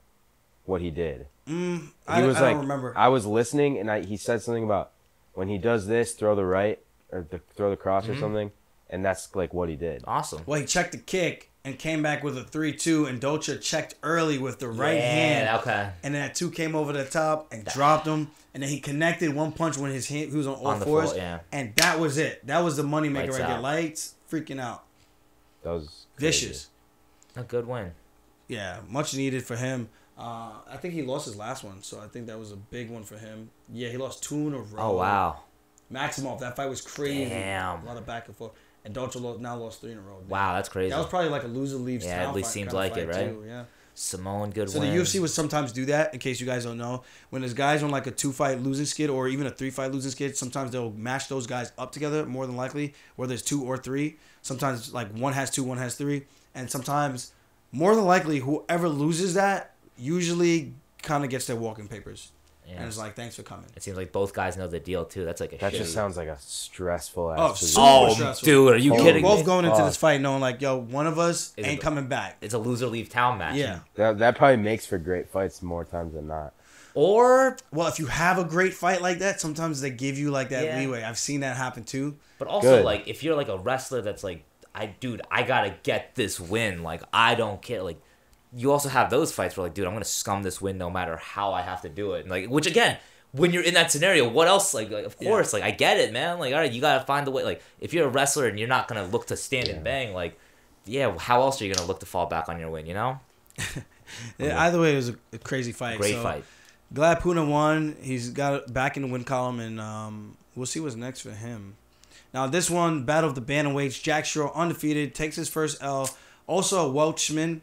Kind of reminds me of Brett Johns, who was also undefeated, and then I fought him. Ricky Simone, kind of being like myself, in not the power, because I don't throw punches like that. So, respectfully. But him fighting an undefeated veteran coming up. Mm-hmm. And for me, I was coming off of a knockout loss, a brutal knockout loss to Marlon Moraes. Pretty quickly, too. Yeah, no? I didn't do any. I did maybe 1 or 2 sparring rounds before that fight, and I told guys, just so you know, I want you guys to try to hit me, but just know I'm only wrestling. So anything you do, just understand that my goal is to avoid the damage and take you down, and that's going to be my style to fight. And that's what I did. So I'm glad I was actually able to implement that, because I didn't want to get punched in the head. And I was like, I do need to spar to see where I'm at, because that's the game plan for the fight as well. Wait, was this like a short notice? No. I think it was just a quick comeback fight. Yeah. After the Moraes fight? Yeah, I got knocked down December 9th, and then 2017, and then 2018 in April, I came back, and then I fought Brett Johns. And then Marab actually fought Simone on that same card, too. Yes. Oh, wow. Yeah. Weirdly My enough. question is, if you had a full fight camp, was it... I did. No, I'm asking. You just didn't want to, like... I mean, you spar get like that? I mean, think about this. Manny Pacquiao. Knockout. Yeah. Manny Pacquiao got similar, like, brutal knockout against Juan Marquez. Sorry, I'm kind of drunk. It's okay, against Steve. Marquez, he got KO'd flat. Like, he took a year off. Again, he has the luxury to do that because he makes millions of fucking dollars, right? But, yeah, I mean, Aljo doesn't have, unfortunately, that same luxury. So it's like, dude, you got 2 months, and you still have to be able to compete at your highest level. Like, again, a guy like Manny was able to take a year off, not get touched in the head once during that time. Aljo, unfortunately, doesn't have that luxury. Like, you have to be able to get back in there a few months later. I get it. Yeah. Like, so, seems... yeah, I feel Luckily like this matchup kind of reminded me of that. It's like you're right. The crossing of the guards, because one, Jack Shore was ranked. I don't think Brett John was ranked, or he might have been 15th at the time. Mm-hmm. And either way, he was undefeated. Both guys from Wales, and both guys fought a grappler. Ricky Simone is a grappler by trade, but now falling in love with the striking. Mm-hmm. And he's doing a great job of that. But he still uses his grappling, like he'll punch heavy, and then look to take you down and push you against the cage. And he looks strong in those positions too. Like I think he picked up Shore a couple times, like fucking like lifted him in the air. Yeah, and Shore got back up, except for that one that went crazy and got the crowd on their feet. Yeah. The big slam. But yeah, good fight for him. Mm-hmm. Good win. Definitely. He called out O'Malley. He did say something that was a little sus. Oh no. Shame on you, Simone. What did he say? Sugar, Sean, where you at? The only thing that's sweet in this division is me. Something like that. I was like, and we were like, it's all right. It's fine. Bro. Like, you do what you got to do. You can't talk about sus either. I will say I like the long hair mullet thing better. Yeah, I'm talking about sus too. Now, no, the mullet does look good. Yeah, it's like more recognizable. Yeah. No, I think that is. I think for him, that's almost like the brand at this point, right? Yeah, but then he cut it. No, Jack Shore was around Law too the whole week leading up to the fight. Really nice guy. His whole team was really cool. You know, I feel bad, but that's kind of how the game works, man. Like, especially when you're young. What would be a critique on that performance from him? For sure. Because I have something that stood out to me glaringly. Please. I think the lack of feinting, like he has very good fundamentals. Yes, but you just know when every strike was coming. I was gonna say, like, if there's that's a fair point. I think he has a very honest style. When I say that, I mean like in the best way possible. Like, it's very clear and it's very good, but you know exactly what's coming. That's totally fair. Like, you know, and that's what it looked like. He was, he'd be hitting pads with his team, hitting the bag, stuff like that. And you're just like, everything looks very crisp, but it's all, 1, 2, 3. I don't want to mean that like in a bad way either. No, of course just not. Fundamentally sound. Fundamentally which I said sound before the fight. But especially at the higher level, especially at bantamweight right now, dude, come on. Like, everyone is good. Everyone is fundamentally sound. It's just now it's like, what else can you do? Like, which is, I think, fascinating, what makes the division so good. Like, Ricky Simone is fundamentally sound. Yeah. But then he's got some pop. He's got good wrestling. Like, there are other factors you have to worry about. And I thought Jack Shore is very, and I mean this in the best way, like, he's very one note. You have to watch out for his striking. He's decent grappler, decent wrestler, but he's a little fire hydrant. Yeah, like you got Ricky Simone. It's got more ways to win, in my opinion. Yeah, I just think he's more like up and down. Where Jack Shore was more like just kind of just going forward, throwing his strikes, using the jab. Ricky timed it, came over the top with it, and ended up in mount, pounded him a bit, and then got the arm triangle choke. But again, I just think if he added a couple feints to his game, I think that changes so much because now you could draw out the attack of your opponent. So a guy like Ricky Simón is looking to take you down, looking to counter strike you. If you just keep throwing the jab, you might, like Simón said, he caught him a couple times. But eventually, you get that timing down and you hit that right hand that you've been training for. It's going to come over the top with those 4-ounce gloves. You are getting dropped and sat on your ass. And that's exactly what happened. So I think the fact, or should I say the lack of the feints from Shore made him a little bit more predictable for Simón in this fight. Even though the first round was really, really close, but I thought Simón edged it out. Did more aggressive going forward. Had the control time against the cage. Landed that big body shot that he threw. I think it was a right hand. I just think Shore, whenever he did land, was clean. But I think he gave away the timing. Kind of showed all his cards before giving an opportunity to kind of like bluff or anything like that. And I think that was like the main difference in that matchup, giving the veteran in Ricky Simón the opportunity to win. I agree. Sounds good to me. Bill Algeo versus Herbert Burns. There's just so many good fights. It's just like honestly insane. All right, you know what? We had a great night of fights. Everyone, thank you so much for listening. I have to pee so bad. All right, you go pee. We'll do this one. All right, you guys finish this up. No, you'll be back. How do I do this? Just go pee. Come back. Oh, God. Use your athleticism, Steve. I'm so sorry, people. We'll cut this part. Oh, God. What was I gonna say? So, Bill Algeo versus Herbert Burns. This was a crazy one. I do think Burns landed a beautiful submission choke where he went for a takedown, it felt like, and then he stepped over, trapped the arm, and then stepped the leg over, which is one of the most slickest transitions that you could possibly do. And he did that beautifully. But then he had the submission for so long. I think he tried to switch a couple times to some different things, try to get a little fancy. I know he just had his ACL surgery. But I think he burnt out his legs in that position, giving Algeo a chance to escape. And then when he did that, that's when the tide started to change. Gilbert said that he tore it again, I think. They feel like, he said it popped. At least in the post, it said it popped out again. Then I'm not sure if that's real or if it's cover up for why he wasn't getting up in that fight. It could be. We don't know. You never know. Yeah. You were saying usually they cut guys for stuff like that. Well, how it looks. If guys just kind of just quit, and I'm not saying Burns quit whatsoever, so guys, not saying that whatsoever. I'm saying the UFC tends to not like that when even if it's short notice, if you come in and if you give like a horrendous performance, and I thought he fought very exciting. He took his looks like a man, but you get some guys who just kind of quit, and the UFC I feel like they do not like that whatsoever, and I feel like it's shown in the past, like if they feel like you had a tough fight and you kind of rolled over, they kind of just let you just go. Like a kid like Chris Montinho, I'm sure they probably took care of him in the back room, maybe. I hope they did. But guys like that, they reward them for their toughness, for not quitting, keep going forward, pressuring the entire time, even though they're getting an ass kicked. Yeah. They obviously seem to like that. Yeah. Because it's just like, oh man, this guy is tough. That's just what people want to say. Oh, you're so tough. I'm like, I don't want to be tough, bro. I want to be skilled and dominant. Like what? Yeah, I don't want to be the guy who known for being keeps tough. Walking forward, getting my head bopped like this 200 times in a fight. Like a little pez just head. Keep taking it. Like that's good for like getting fans, but it's not good for your health or your longevity. And they got rid of that guy.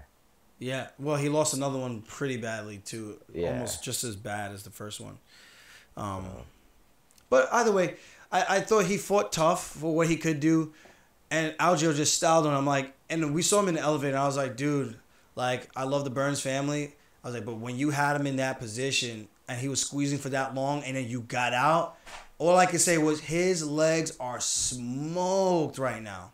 And that's pretty much exactly what happened. Yeah. So, kudos to him to finishing the job and putting the nail in the coffin. They probably could have stopped that fight earlier. He let Burns fight, and it was just one of those things where he got hammered a bit. Hey, welcome back. Yeah, like when you can just tell when a guy's squeezing like that. It's like hop one over. You got to get it right now, or unless you're Superman, this is it for you. Yeah, it was tough, man. But again, it was a beautiful transition. Then you could tell Burns was just looking to just grapple on the floor, even off of his back, trying to throw up like arm bars and more submission attempts off of his back, which was cool to see because he wasn't just rolling over. He just had no energy At least maybe he couldn't stand. Yeah. But the way it looked to the viewer, it looked like he had no energy to stand up. I'm sure it was a combination of both, honestly. But like, Yeah. that's a shitty feeling to be in, honestly. Like, Oh, yeah. That's terrifying. That might be the worst. Like, when you really think about a worst case scenario feeling. Like, I'm exhausted. This dude looks still ready to go. And now the ref's telling you, get up. You're like, fuck me. All right. Yeah. Good fight, though. I mean, Algio just, again, overall, just good. Like, good everywhere. Yeah, good. We saw him in the elevator. I was like, I don't want no problems, man. I don't want no problems. Everybody heard it. He's like, yeah, you coming up to 145, motherfucker? Like, nah, dog. I'm saying my little ass at 135. So is that are you saying you're not going up to 145 now? Hell no. Say nah. I will say, you know what's We'll funny? see Like, what happens. Again, I don't know if it was because of the weight cut, but seeing Ortega in person all week, I was like, he's big. Like, don't get you, like, you know, he's. But every time everyone explained it, he's like, dude, this guy's fucking massive. I'm like, no, he's like solid 145 pounder. It looks like he's a solid, like, build 145 pounder, but like, I don't think, like, it's anything where I'm just like, holy shit, like, how could this guy ever make 145? Like, Yeah.